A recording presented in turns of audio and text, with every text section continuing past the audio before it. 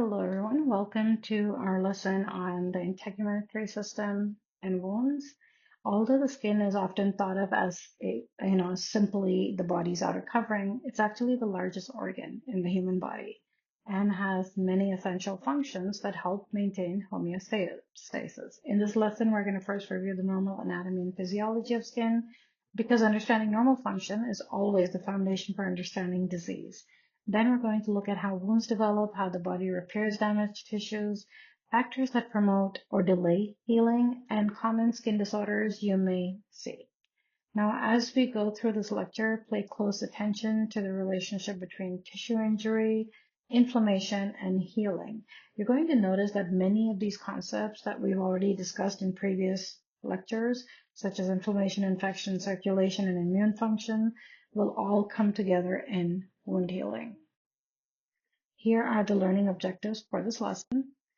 Basically, let's start by reviewing the three major layers of the skin. The outermost layer is the epidermis. This layer is composed primarily of keratinized epithelial cells that act as the body's waterproof protective barrier. Since the epidermis contains no blood vessels, it relies on diffusion from the underlying dermis for nutrients. Now, beneath the epidermis is the dermis.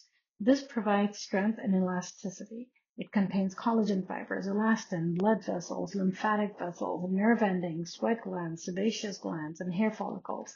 Because the dermis has an excellent blood supply, it plays a major role in wound healing by delivering oxygen, nutrients, immune cells, and growth factors to the injured tissue. The deepest layer is the subcutaneous layer, also called the hypodermis. This layer is composed primarily of adipose, fat tissue, and connective tissue.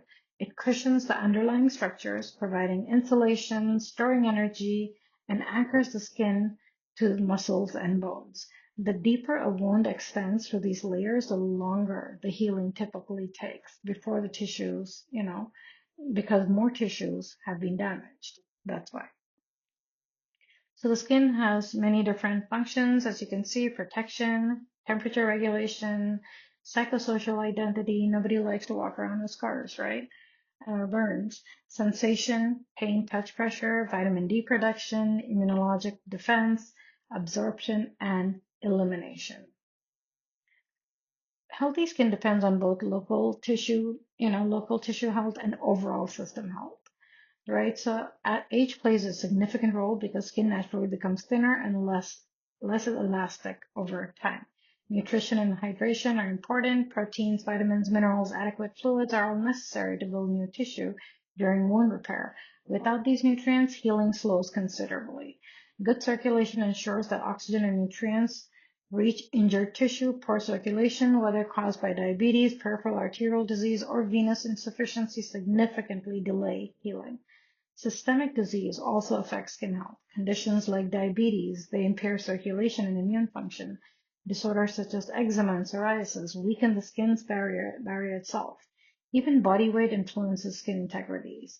Obese people experience increased pressure over bony prominence, while very thin individuals have less protection cushioning over the bones, increasing the risk of pressure injuries.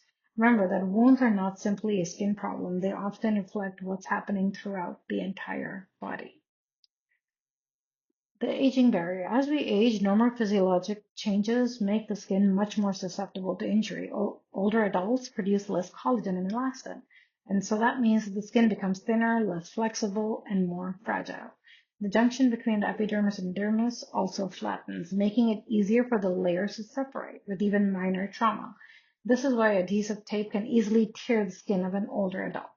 Subcutaneous fat decreases as well, reducing the padding that normally protects bony prominences, and as a result, pressure injuries become more common.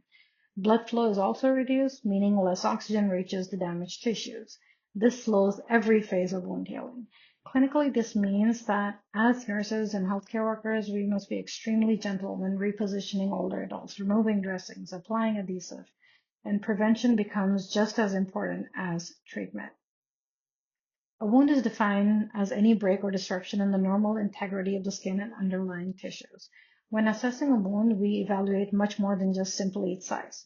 First, we examine the peri-wound or the tissue surrounding the wound. Healthy surrounding tissue supports healing, while redness, swelling, or maceration may indicate complications. Next, assess the wound edges. Are they well approximated or are they rolled under? Healthy edges promote closure of the wound. Look at the wound bed or base. Healthy granulation tissue appears beefy red, whereas black eschar or yellow slough suggests dead tissue that may require debridement, removal, right? So determine the wound depth, since deeper wounds take significantly longer to heal. Finally, we assess tunneling and undermining. These indicate tissue destruction, extending beneath the visible wound. These hidden spaces increase the risk of infection and delayed healing. A thorough assessment provides really important information for us about the healing progress and guides treatment decisions. So what is a wound? Wounds are commonly classified in different ways. First, wounds may be intentional or unintentional. Intentional wounds, such as surgical incisions, are created under sterile conditions with minimal tissue damage. We go for a surgery, they cut it, and they make sure it's a sterile procedure, then they'll approximate it by either sutures or staples, something like that, or glue these days. Unintentional wounds result from trauma and often involve contamination and irregular tissue injury. So, for example, if somebody gets into a car accident, or they get road rash or something like that, so that's not a sterile procedure, right? I mean, you have all the bacteria from the road and the environment going into the wound. And then next, wounds are also classified as open or closed. Open wounds involve a break in the skin, allowing microscopic organisms to enter. Closed wounds leave the skin intact, but cause damage beneath the surface, such as bruises or hematomas. Finally, wounds can be acute or chronic. Acute wounds follow in normal stages of healing and generally heal within days or weeks. Chronic wounds become stalled, right, and usually remain in the inflammatory phase due to poor circulation, diabetes, infection, or repeated trauma. These classifications help determine treatment strategies and give us an idea of the healing time. Let's compare open and closed wounds in a little bit more detail. In an open wound, the protective skin barrier has been disrupted. This immediately increases the risk of bleeding, contamination, and infection.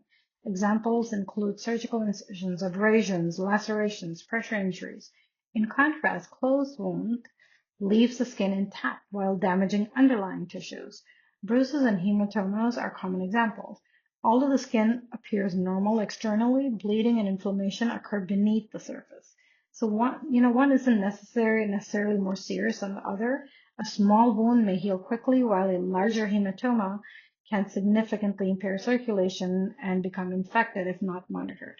Always remember that the skin, intact skin does not necessarily mean healthy underlying tissue. This slide basically combines two important ways of classifying wounds: depth and duration. Partial thickness wounds involve only the epidermis and possibly part of the dermis. Examples include superficial abrasions, first-degree burns, and stage 2 pressure injuries. Since skin and appendages remain intact, healing usually occurs with minimal scarring. Full thickness wounds extend through the dermis into the subcutaneous tissue or deeper structures. Examples include stage 4 pressure injury, severe burns, chronic ulcers. These wounds require much more time and often heal with scar formation. We also classify wounds, like we said, as acute or chronic. Acute wounds progress through the normal inflammatory process, the proliferative and remodeling phases. Chronic wounds become trapped in prolonged inflammation. This prevents normal tissue repair. Diabetes, poor circulation, pressure, infection are common causes of this. Now, as future healthcare workers, recognizing these classifications helps you predict healing potential and identify patients who need more aggressive interventions. A laceration is an irregular tear caused by blunt trauma. These wounds often have jagged edges and more extensive tissue damage than incisions. A puncture wound occurs when a pointed object penetrates the skin through the opening and may appear small.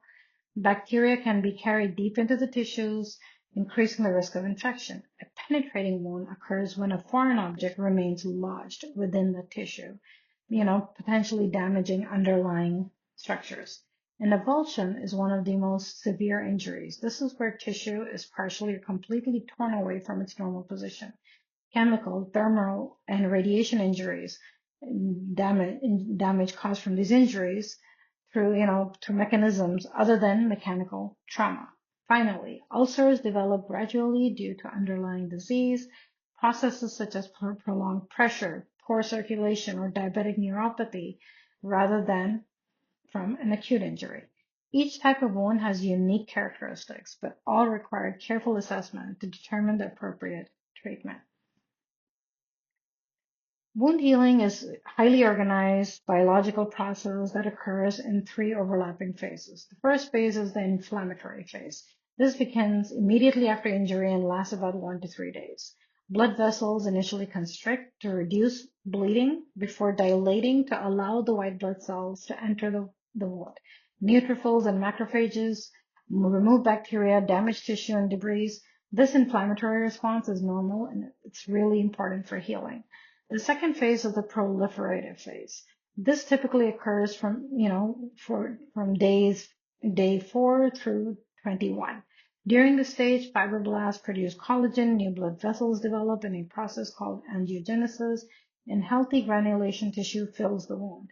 Epithelial cells migrate across the surface to restore the skin barrier. The final phase is the maturation or remodeling phase, which can continue for months or even years. During this time, collagen fibers reorganize and strengthen, increasing the tensile strength of the wound. Even after complete healing, scar tissue only regains about 70 to 80% of the strength of normal skin. Now, understanding these phases really helps explain why wounds heal at different rates and why disruptions in any of these phases can delay recovery. Wounds heal by one of three intentions, depending on the amount of tissue damage and contamination. Primary intention occurs when wound edges are brought together immediately, such as with surgical staples or sutures. Since there is very little tissue loss, healing is rapid and scarring is minimal. Secondary intention occurs when wounds are left open because there is significant tissue loss. The wound heals gradually through granulation tissue formation and wound contraction. This process takes longer and results in more scar tissue. Examples include pressure injuries and large traumatic wounds.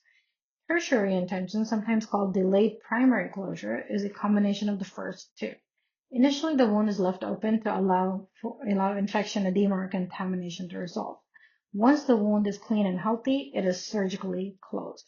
So knowing which healing intention is expected helps nurses to evaluate whether healing is progressing normally. Successful wound healing requires both healthy local tissue and a healthy patient. One of the biggest reasons why wounds fail to heal is poor nutrition.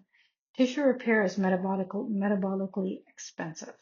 The body requires protein to build collagen, carbohydrates to provide energy, healthy fats for cell membranes, and vitamins and minerals to support enzyme function and collagen synthesis. Vitamin C is particularly important because it helps stabilize collagen fibers.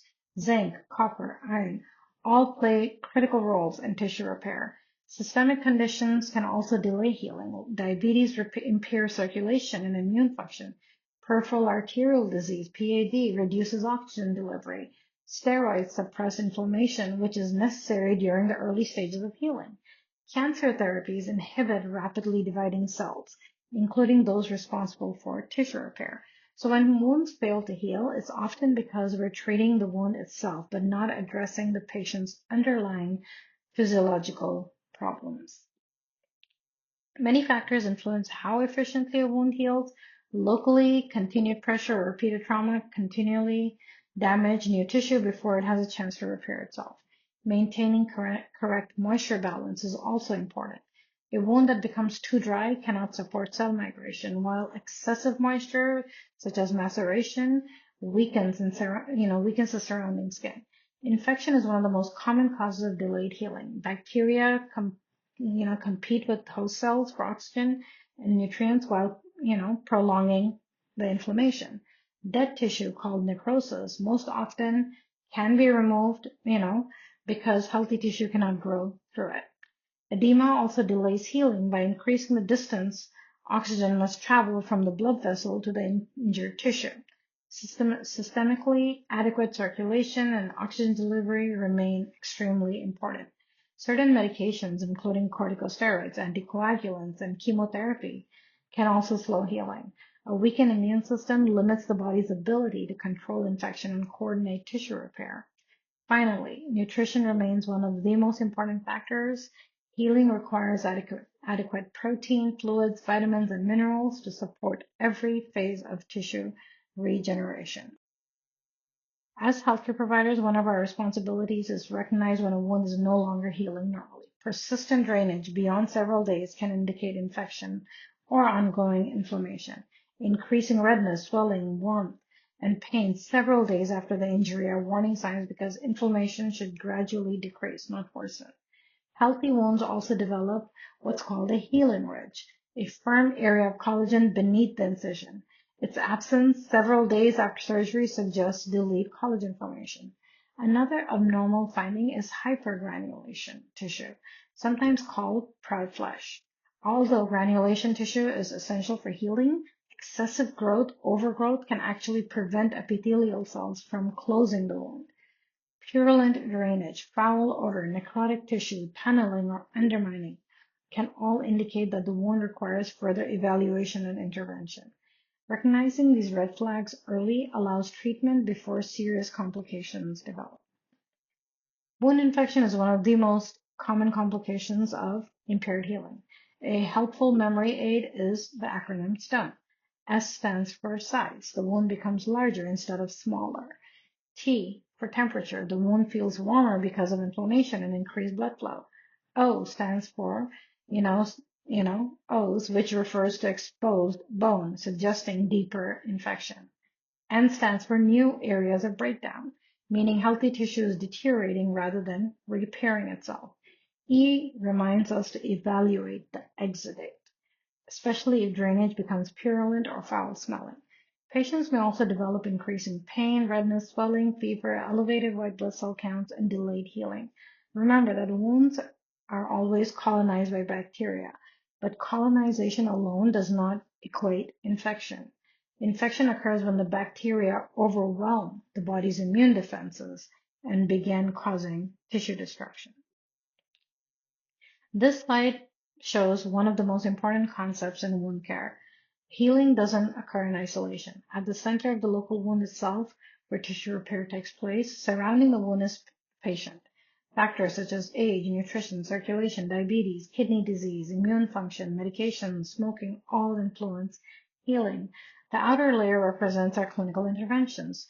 These include proper assessment, infection control, pressure relief, appropriate dressings, debridement, and patient education. Think of wound healing as an ecosystem. If any part of the ecosystem is disrupted, healing will slow and get delayed. Rather than asking, how do I treat this wound?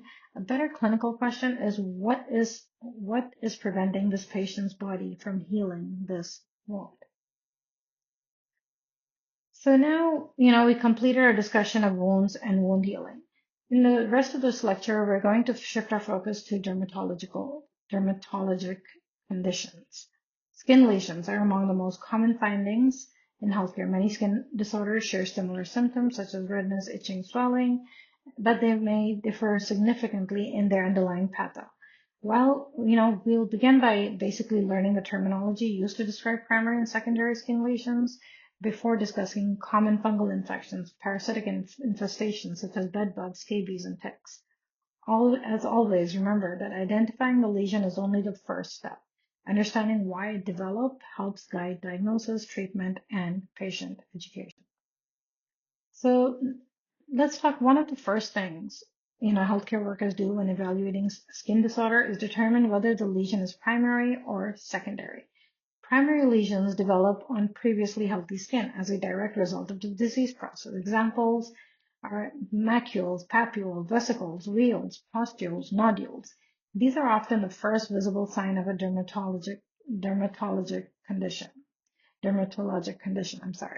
Secondary lesions develop from primary lesions over time. They may result from scratching, rubbing, infection, treatment, or progression of the disease.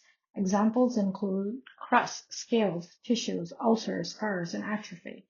Understanding this distinction helps narrow the differential diagnosis. For example, a patient with eczema may initially develop primary vesicles, but repeated scratching can produce secondary crusting, fissures, and lichenification.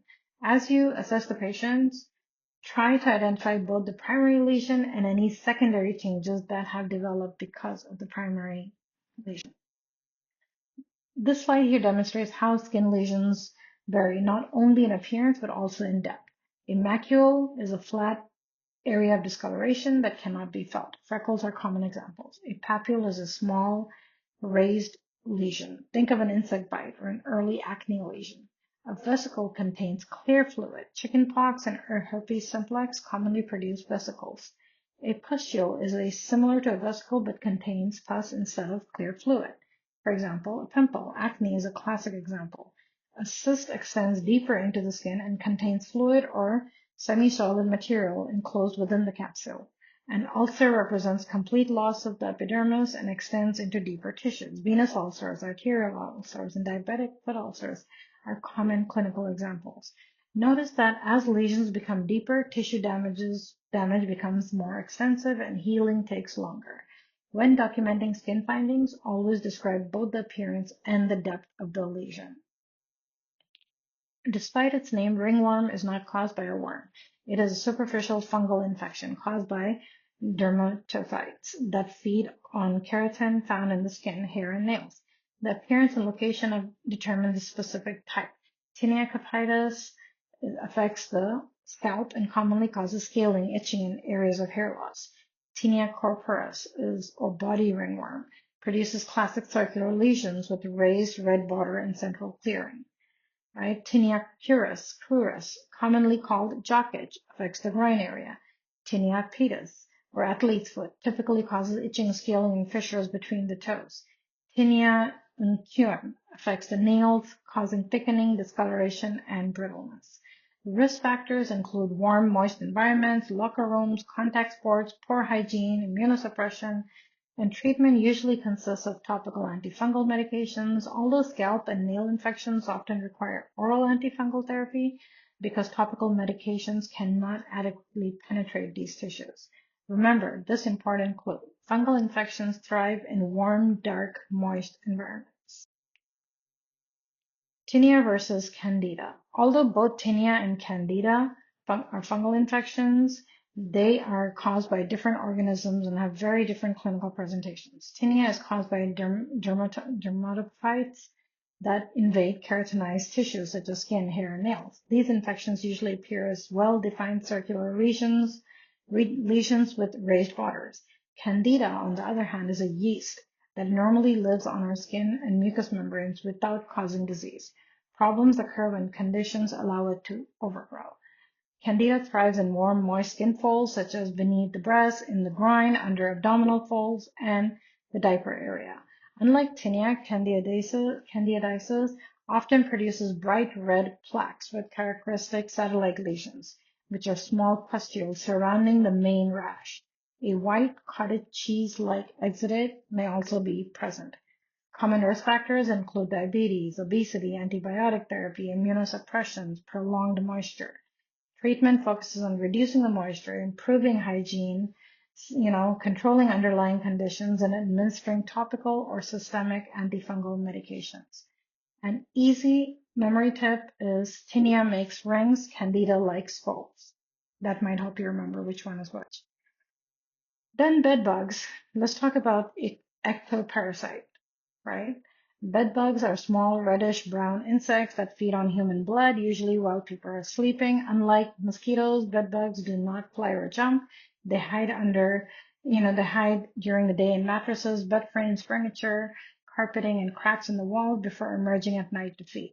One interesting feature is that bite marks may not appear immediately. Some people develop reactions within hours, while others may not notice symptoms for up to 2 weeks. Patients commonly present with clusters or linear rows of itchy papules. Because scratching frequently occurs, secondary bacterial infections can develop. Additional clues include rusty-colored spots on bedding from digested blood, shed ecoskeletons, and a sweet, musty odor in the heavily infested areas. Treatment focuses primarily on symptom relief using antihistamines or topical corticosteroids, while complete eradication requires professional pest control and environmental cleaning. Importantly, unlike ticks or mosquitoes, bedbugs are not considered major disease vectors, although they can significantly affect sleep quality and mental well-being. Scabies is caused by the human itch mite, the Sarcoptes scabies. Unlike bedbugs, which bite and leave, scabies mites actually burrow into the superficial layers of the skin where females lay eggs. The body's immune response to the mites and their waste products causes intense itching, especially at night. One hallmark finding is the presence of burrows, which appear as thin grayish wavy lines in the skin. Common locations include the webs between the fingers, wrists, elbows, waistline, axillae, and genitalia region. Crested scabies is a much more severe form that occurs primarily in immunocompromised patients. These individuals may harbor thousands of mites and are extremely contagious. Treatment involves, permethrin cream and 5% cream to the entire body and repeating the treatment 1 week later. Oral ivermectin may be used in certain patients. Now, equally important is treating close household contacts, and thoroughly washing clothing and bedding to prevent reinfestation. Then we have ticks. These are blood-feeding parasites that attach firmly to the skin for prolonged feeding. Unlike insects, they simply bite and leave. Ticks embed their mouth parts into the skin and may remain attached for several days. Although the bite itself is often painless, ticks are important because they can transmit several serious diseases. Examples include Lyme disease, Rocky Mountain spotted fever, ehrlichiosis, tularemia, and tick-borne relapsing fever. Certain ticks are also associated with alpha-gal syndrome, an allergic reaction that causes sensitivity to red meat. Patients may present with fever, chill, rash, chills, muscle aches, fatigue, or localized redness around the bite. Whenever a patient reports outdoor exposure followed by flu-like symptoms, tick-borne illnesses should be considered. Early recognition, prompt antibiotic treatment can significantly reduce complications.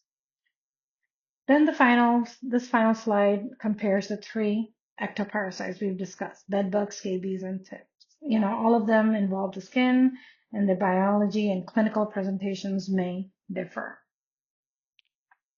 And that is it for our lecture on the integumentary system and wounds.